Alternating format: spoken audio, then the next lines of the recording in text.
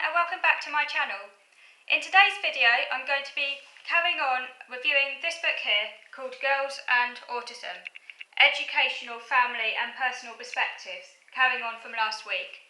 In last week's video, the last one ran out of me, so I just wanted to kind of bring you back to what I was talking about before.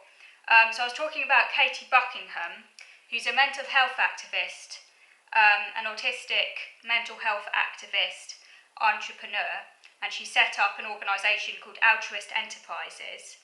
And I was talking about her experiences. Like me, she has a diagnosis of OCD and she's also experienced a lot of anxiety, which worsened during her GCSEs. I think that's quite common. My anxiety also got a lot worse during my teenage years. Unlike me, she was medicated, which is I think where the video ran out to me last time, and I was just saying how I've never been medicated. Medication, I think, is a very personal experience. Some people choose to be medicated, others don't. In my own experience, I've preferred to go down the more like psychological route of like managing my anxiety without taking any chemical substances.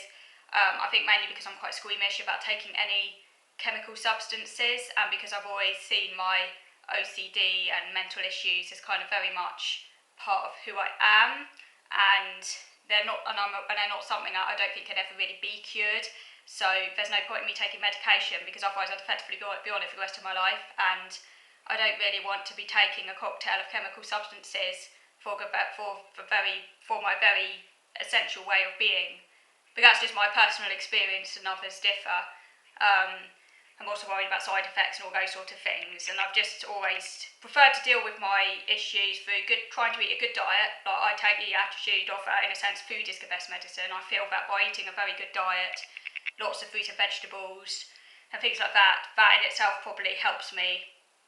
Obviously I haven't done an experiment where I've eaten a really crappy diet, because I take diet very seriously, but I think it's possible that my mental issues would be even worse if my diet was crap, because I do eat a very, very good diet. But that's my way of dealing with it. But we're all different. So she attended a youth group for those with mental problems, and she attended a consultation to inform changes to her local mental health services via the group. She says that she has a talent for thinking independently and outside of the box, so she came up with lots of ideas and solutions. And then with the help of the charity, she was successful in gaining funding from her local authority, with that funding she set up her first mental health project aged 17, so a lot of luck came her way really. I guess she was just very lucky that she was in a particular area where this funding existed, and there were people that were willing to help her pursue this. Often it does come down to luck.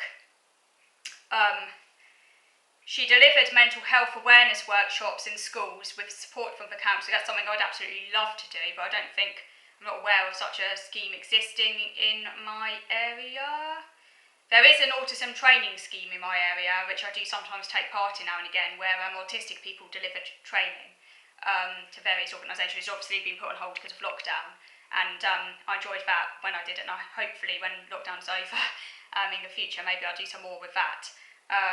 But it's not something I do that often. I'd love it. I'd love to have a whole career out of this, like Katie has, but unfortunately, because of my issues, I don't know if that would be possible, because you have to kind of balance. Yeah, in theory, I'd love to do that, but you have to balance that against, like the stresses and everything that I experience. So I'm not sure if that was possible, but I do envy her, because it sounds like really fun what she's doing. She says that how mental health became her special interest once she got diagnosed with ADHD, and that's quite interesting because I also became really very interested in mental health when I found out, when I finally admitted to myself and came out of denial, because for a long time I was resolutely in denial. I was like, no, I do not have OCD, I do not have any problems, I'm completely, in inverted commas, normal. I was in complete denial, but once I'd come out of that denial and accepted that I do have issues, and also got to a point where I really wanted to find out about what my issues were to help myself understand myself in terms of like, just understanding me, because I didn't really have a sense of who I was. So finding out about mental health, specifically OCD, but all areas of mental health are fascinating. It kind of just helped me understand myself better. So yeah, I can relate to that. It actually did become a bit of an obsession for a while. My brother used to joke, he used to say I'd become obsessed with an obsession because I'd literally be reading all these books about OCD, trying to understand it. Like, I could have taken a psychology degree or something, possibly, and passed with flying colours because I was literally reading every single book there was on, like, trying to understand mental stuff. It literally became an all-consuming obsession, and I've noticed that this seems to be quite common around autistic people as well. Like, particularly when they first get diagnosed, they want to literally find out everything they can about autism, and I did that as well, and I still do. It still kind of is kind of like a bit of a special interest of mine. I guess it would be strange if it wasn't, because I think with autism you do tend to get really obsessed with things anyway, and I think, like, whatever condition I was diagnosed with, by my nature, I would have become obsessed with it. So, obsessed in the sense of wanting to understand it. So I'm still, like, really curious about it, because you just want to understand yourself. It's, like, really important, isn't it? So I can relate to that. Anyhow, so back to Katie. So she got a job as a youth worker, away from home on residentials. That's not something that I would be able to do. But although she did manage to do that, however, it wasn't plain sailing at all. She became very agitated. So she was invited to a meeting and was told that her behaviour was not acceptable. She was told, you shouldn't let your autism affect you, by her boss. And she was let go by the organisation, which doesn't sound at all good. If you ask me, it does sound rather like discrimination. They clearly didn't understand her autism and weren't prepared to put into place reasonable adjustments. I think this was probably before the Equality Act. I'm not entirely sure if she doesn't say what year it was. Maybe things would be a bit different now. But yeah, so she completed her A-levels, and rather than going to university, applied to the Enterprise Academy. And she created her business aged 19 in 2013. She's now 24. So hers is a success story. And of course, you know, a lot of luck came her way, you know. It's not just down to personal endeavour. She did have a lot of luck, you know, people there supporting her and things. But on page 25, she says something that's a little bit controversial, I think. She says that just because you are autistic does not mean you cannot succeed in life. Now, that's true on one level. You know, we can all succeed in life, but it depends what you mean by success, because we all have different notions of what success is. I do not think it's possible for all autistics to succeed in terms of what society deems success to be, you know, in terms of having a career, in terms of having a family. Those might be dreams of autistics, you know, particularly, you know, I think and often these expectations can be thwarted just because of the nature of the condition, which is unfortunate, but that is reality. You know, I particularly during my denial stage, when I thought that anything was possible, you know, I was like, right, I'm going to have a career, you know, I'm going to get married, I'm going to have kids, I'm going to do all of this, because that's kind of like the expectation. I didn't really think it through. I didn't think, well, actually, can I manage this? Is this really what I actually want? It's just something that you feel it should happen, because it's like, and the future seems so far away when you're a teenager anyway. It's all like a hypothetical thing. So you're not really thinking, do you actually really want it? It's just like, yeah, I'll just do that because that's what society says I do. And then, of course, you know, some autistics do manage those things, but not all autistics do, and that's because of the nature of their actual condition. And it can kind of feel a little bit belittling and diminishing when people say, oh, if you can achieve whatever you want to do, just put your heart to it. That's not actually true. It reminds me a little bit of a kind of a Disney wish upon a star. You know, if you wish upon a star, all your dreams will come true. It's rose tinted. It's not connected to reality, and I don't think it's particularly helpful to have these too high expectations. You have to be grounded in reality. So she says, follow your dreams, she says. You know, she says she has a career in public speaking and she runs her own business. You know, I'd love to do that, but unfortunately, my own particular issues, yes, I might share her diagnoses of OCD and autism, but just because you share a diagnosis doesn't mean you actually have the same condition, because everyone is made up unique, you know, in way, you know, their brain is configured, or the genes or environment or whatever. We're all different, so just because one person with the same condition can achieve something doesn't mean that someone else can.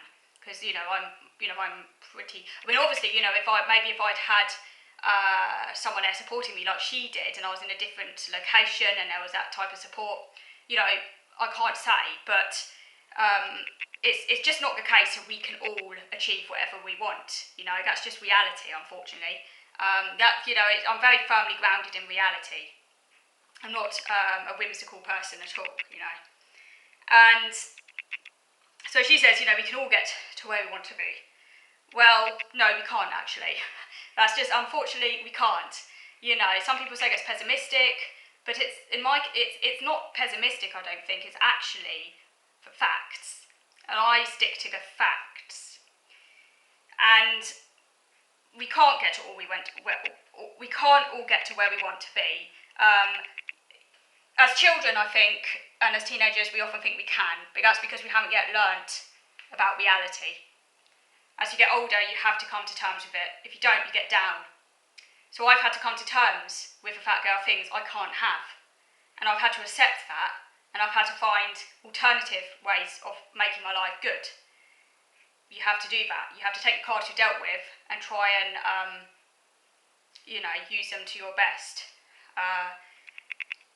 I think we can all be successful in our own ways. My version of success might just be that, you know, I pursue my interests and I practice my cooking, which happens to be my special interest. Not everyone can say they can cook amazing meals. I can, because it happens to be my special interest.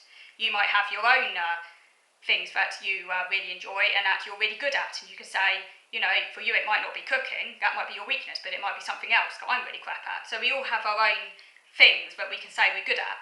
But it doesn't have to be a career, or it doesn't have to be all these big things. But yeah, we might maybe want and wish we could have. But unfortunately, because of our disabilities, it's just not possible for people, no matter how hard we dream it or want it. And that's just a reality. So that's my position on it. So I just don't think it's helpful. It can actually, I find, when I read things like this, it can actually feel quite deflated, you know, because it's kind of suggests that maybe, you know, I'm not trying hard enough, which I know is not true. But it just does feel like that when you read that in a book. So I do disagree with Katie again. I think maybe because she's achieved these things, she thinks that everyone can, which is a very easy fallacy for people to fall into. I've come across this a lot.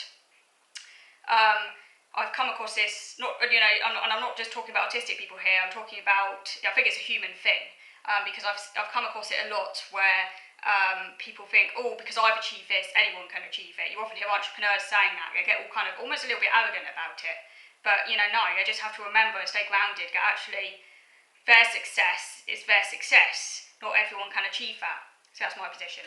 Anyhow, I'm going to move on to video number 2 now to carry on guiding you through this book. So moving on to video number 2 now.